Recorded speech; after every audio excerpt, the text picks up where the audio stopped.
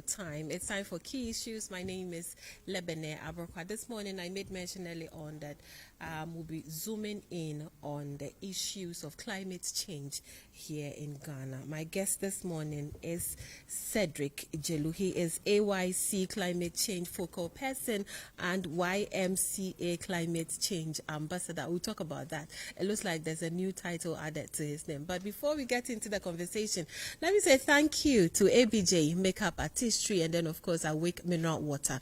And this special shout-out actually goes out to Auntie Marie of Marie's African Wear. You know that I have missed you so much. You know exactly what I'm talking about. So we'll come over this afternoon. But let me welcome my guest, Cedric. Good to have you here. Good morning. Good morning. It is always a pleasure to be here. Miracle, it's like awful. You are testing my ever this morning. Of course. Well, let's get into the conversation. There's a new title, YMCA Climate Change Ambassador. Since when? Because I know about, the focal person. As a matter of fact, the YMCA Youth Ambassador has been a title that I've held since 2019. Wow. And I'm just getting to know about it. Is it that you decided to hide it? No, maybe because you have more followed my work with the African Youth Commission more. Okay. And so maybe you might not come across the YMCA. But most people here in Ghana know me to be, the go-to person when it comes to YMCA and climate change. Interesting. So I sought to, juggle both. I know that you attended the summit in Kenya, the African Climate Change Summit. Let's talk about it. Let's unpack it. What happened and all of that.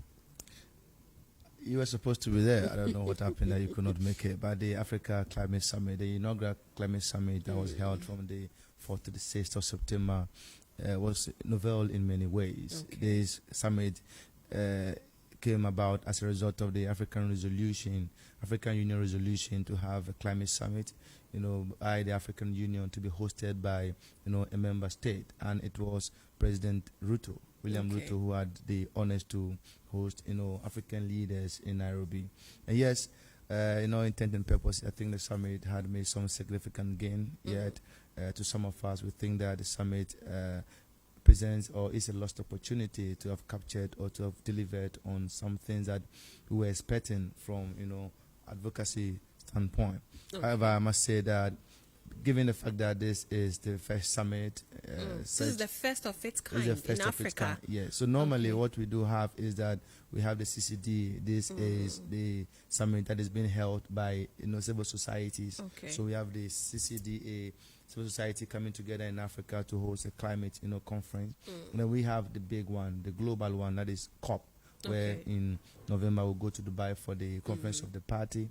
So the African Union itself, or the heads of state, themselves, do not have a summit to meet. Or let me put it this way, they don't have a forum to meet to discuss climate issue as the only topic, on the agenda. And so the heads of state, in their own wisdom, sought to put together a forum to be able to harness the endogenous knowledge and expertise in Africa to be able to, tackle the climate crisis head on. And that is what took us to Nairobi. I see. Are we going to see that happen in Ghana, the summit? Are we going to see it happen in Ghana? So it was resolved at the Nairobi summit that it will happen, biannually, at least, yes, twice a year. And so it will rotate among the member states.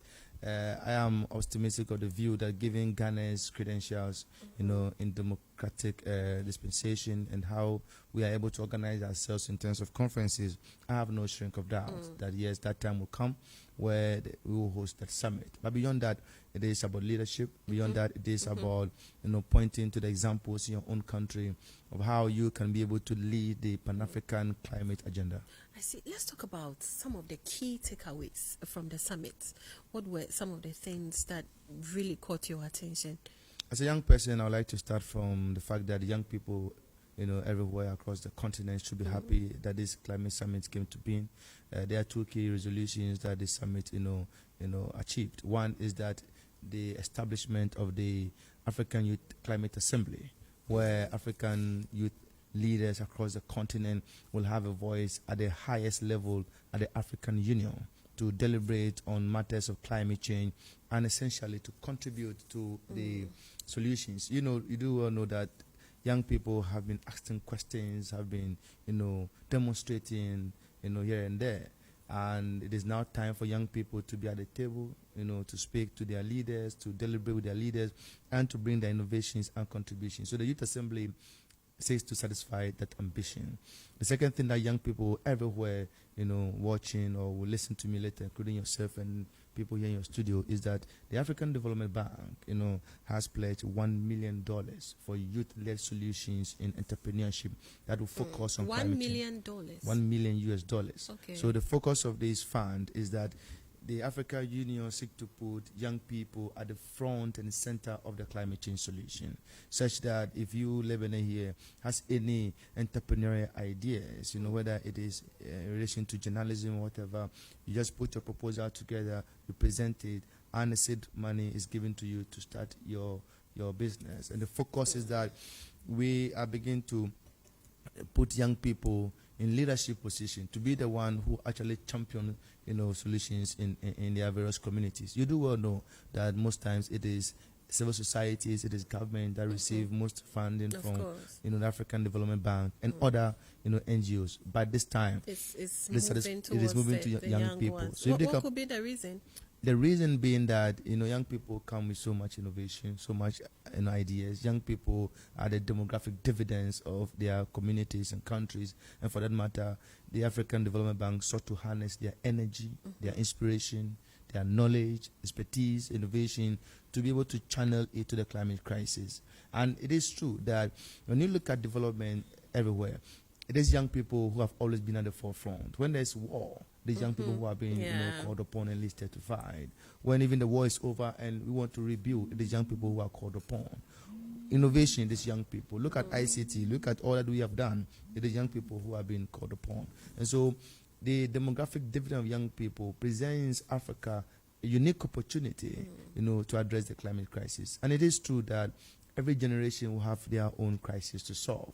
And so the climate crisis essentially is a crisis of young people. And so it gives me so much joy that the African Development Bank will position itself to dole out $1 million, to fund youth-led solutions. How sure are we that these monies, when given to the young ones, will actually be used to push the cause of climate change in Ghana? I mean, the last time you were on this seat, you spoke about the fact that monies have already been given, but as it stands now, we don't see any visible results.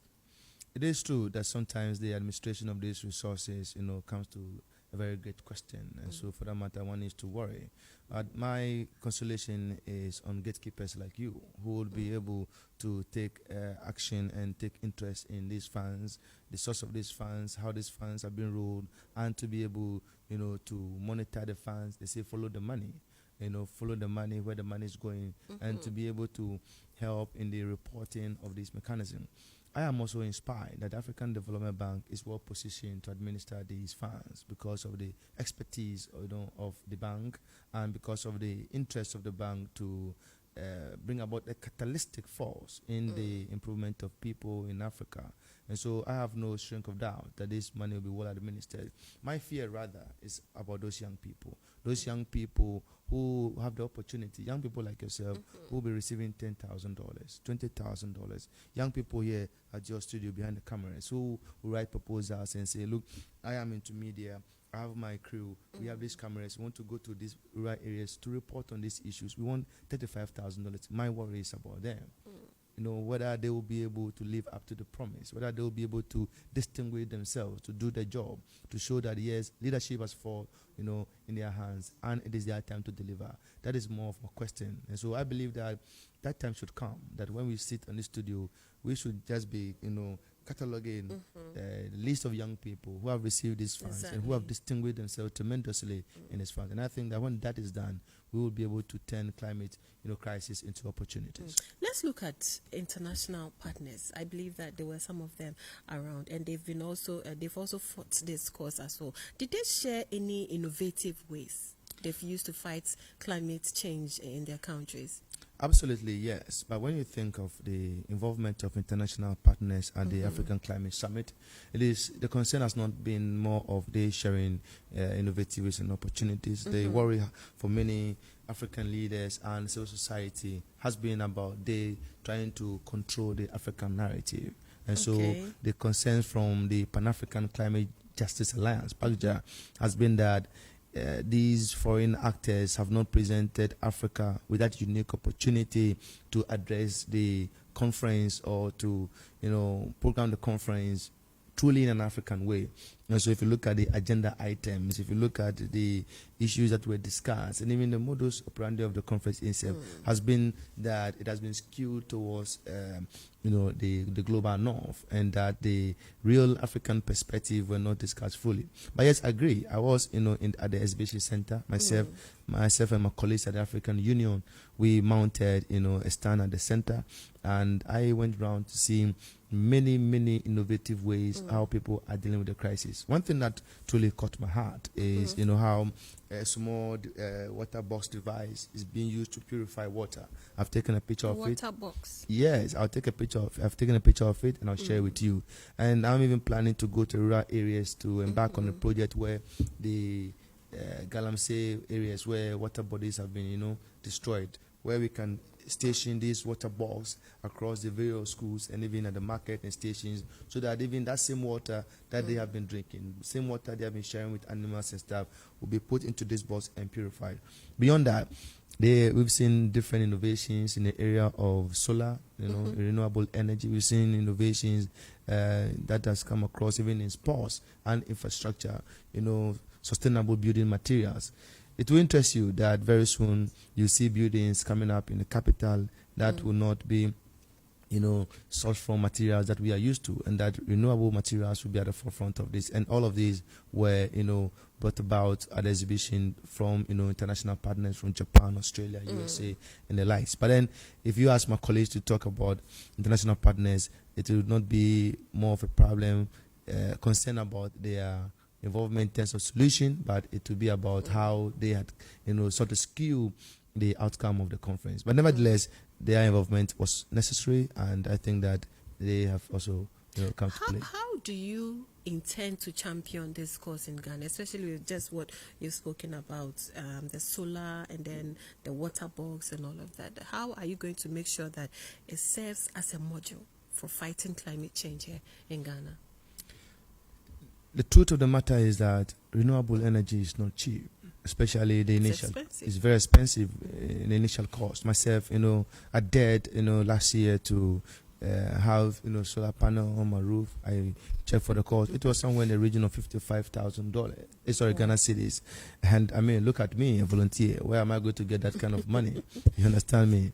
Maybe perhaps I need to save for like 5 years to be able to do that.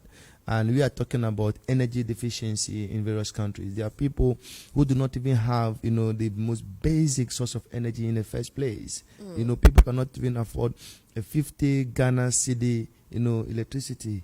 You understand me? And you are talking about these people paying $55,000 a Ghana cedi, 60,000 Ghana cedis for solar panels. So the question is that we need to approach these things as a basis of rights. And if we do approach that as basis of rights, then we will find more innovative ways to address that. And one of the things I'm trying to come up with is that, look, for the people in solar panel or solar energy and renewable energy, look, instead of charging individuals these sums of money, why don't you have an understanding with government and with the various, district and regional offices that, look, we can put solar panels on the roofs of everybody in this community. But would the government buy into that idea, Cedric? I mean, if only we are seeing energy as a source of right, the government, I see no reason why the government should shy away from that. You understand me? And so that is why I say that these corporations should have some sort of understanding with the government. That, look, I'm going to put solar panel on the roof of everybody in Adaraka, or everybody at Teshi, everybody at, Sukura, at no cost. At the cost of the organization or the corporations. Then I'm going to harness the sun power into energy, then put that energy on the grid and give part of this energy free of charge to the individual household that have, opened their homes and their rooftops to these, solar panel installation. So they take their share of the solar panel for their cooking, for their whatever heating and that they need. And then the rest of the energy is put onto the grid, supplied elsewhere. This should be pretty simple because the individual themselves cannot get it. However, we have the solar panels. Corporations have the solar panels. They need space to put that. And so this is an idea that I think that people should champion. It is unfortunate that myself, I don't have the financial muscle to do that. But I'm speaking to, a couple of people. And I think that in the near future, I will be able to also raise, Have you more engaged funds. government on this issue as well? Well, I've not engaged To government. provide you funding to get into it? I've not done that in an official Why? capacity. I've not done that. However, I have been having some casual, conversation. Over some drinks with few people who are into government. I have a friend who is a district chief executive, Upoku Jimfi Clement, and I have a friend who is a deputy minister, Frederick Adum, and then a couple of others who are, at the Jubilee House, and then a few places. I'm having some sort of conversation with them at, a friendly level, and to see how that can actually, move to the top. And so it is a process, I must confess, Lebanon. Right. As it stands now, what's the most pressing challenge when it comes to climate issues here in Ghana? Unfortunately, I have to tell you that there's nothing like the most pressing challenge. Oh, there's nothing like that? Every challenge that is being faced, as a result of the climate crisis is the most challenging for whoever is facing it. And so I cannot, and anyone anywhere should dare not say that, flood or drought or sea level rise or heat waves is the most pressing challenge in We're Ghana. seeing quite a number of floods here in Ghana, especially the recent one is Yes. the one that happened on Friday. Yes. It took all of us by storm. We didn't actually anticipate that. You see, so if you are facing floods, to you that is the most pressing challenge. But for someone up north who is not facing floods and facing drought, that is the most pressing challenge. To someone who is facing, issues about sea level rise, in my community in Keta Jelukofe, that person will see that as the most pressing challenge. But once again, to the floods, for most of us here in Accra, I'm talking about Adabrakat, Seko, Kaneshi, Odona, Kokomemle, all those environments, Kasua, and all those places hit by floods. Floods is definitely the most pressing challenge. And we have seen how floods have, sought to wash, our hopes. Floods have devastated our communities and, damaged so much. And so it is about time. And you already know that I'm implementing a project on flooding. I'll not, repeat that because you have heard that and your viewers have heard that many, many times on this program.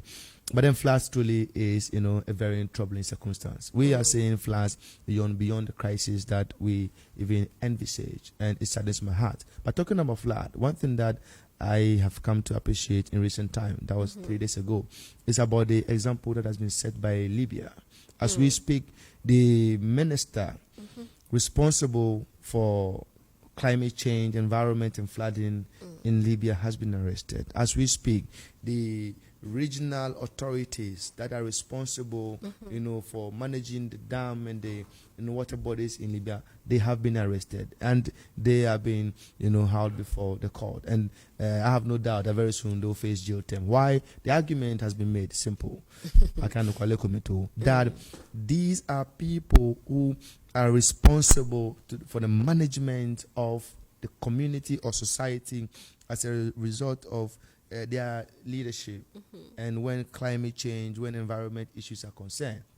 And so if there's 2 hour rainfall and it causes floods, that people are dying, washing people's houses, collapsing people's infrastructure and stuff. And some arrests should be made. Some arrest should be made because it means that somebody should account for this. This example is off the grid, but let me bring it. Look, let me tell you, go to Arabraka around the cathedral there. Traffic light has been off for about 2 months. Move straight and go to, just go to Accra Technical University. That's from that straight. Traffic light has been off around the same time, 2 months. Go to Osu around the 5 junction. But somebody is at post. Taking salary for the past 2-3 months that this light have been off. Somebody dressed nicely, drives their car, air conditioning, go to sit at the office, and this thing is happening. The same thing is happening with floods. The same thing happening with climate change. There are people who have the courage, and that moral turpitude to go and still take their salary, spend it on themselves and family, whilst the problem that they are actually stationed and given authority to solve is still prevailing. I find it difficult how these people are able to sleep. I find it very strange that these people are able to sleep, they're able to go to church, they're able to dance, they're able to meet their family. It's like there's no form of accountability here in Zero. on any issues. Look, Lebanon, you will better know this, because you are in the media and so you follow these stories. Tell me that who have we seen, to have been held accountable that this particular area has been flooded because of poor planning? We see drainage being constructed every time. Yet these drainages do not serve the purpose for which it is, made to serve. Who have we seen have been held before the Public Accounts Committee or before any proper, committee or judicial system to face accountability? Right. Zero. And to me, that speaks volume of the fact that we have not been able to, harness the leadership power and authority that we have as a country to hold people to accountable, and that makes me so sad, and it makes many people sad and ask the question, what is this country all about? Yesterday, a friend of mine was speaking to me and was saying that, Cedric, I get a feeling that some of us are second-class citizens. And ask Kwabena, didn't you know? But is that not the case? I mean, it looks like we have a name. We are the ordinary or average Ghanaians. In theory, we are equal before the law. In theory, we are one people, one Ghanaian, and no one is more Ghanaian than the other. But in practice, that is not the case. In practice, it is a very sad situation. Right. Someone said that you better don't fall sick in this country, because you fall sick in this country, it's going to be a big issue for you. Facing the grave. But unfortunately, I wish that we could have continued this conversation, but we're pressed with time. Probably we have to continue next week, because there's something I wanted us to touch on.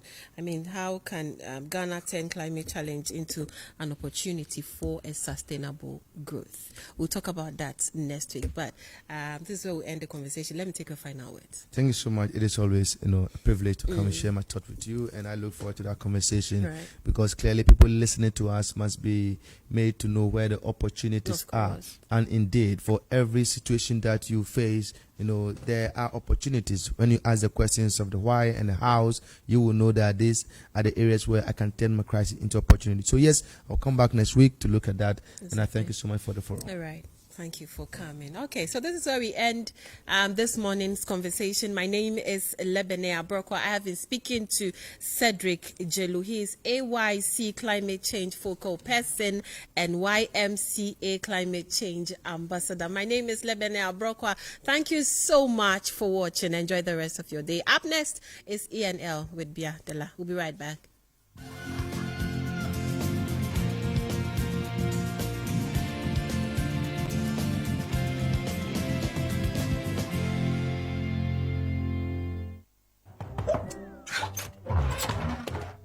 Hello, Ghanaians. Ofa, woman inside.